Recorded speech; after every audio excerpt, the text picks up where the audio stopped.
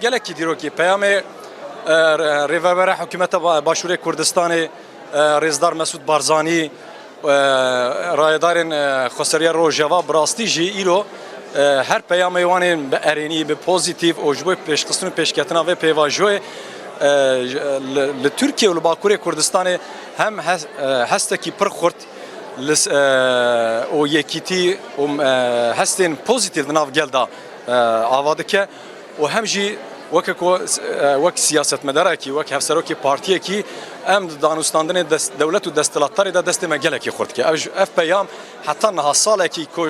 ji Başûrê Kurdistanê bigirin heta Rojava ji çar aliyê Kurdistanê peyamên pozîtîv yên aktorên Kurdistanê Kurda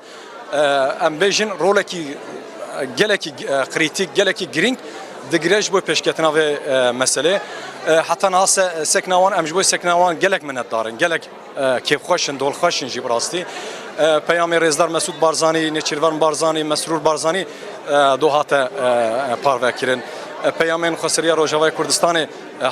hate parvekirin. Em genek minnetdarin û em hêvîdarin ku hem konferansa Qamişlol hate li darxistin, konferansa li Duhokê ku hate li darxistin û ev konferans û hevûdû tamam ke. Em zanin tiştekî heye rastî û heqîqetî ki ji bo gelê Kurd, gelê Kurdistanê heye. Heger ev mesele pêş bikeve,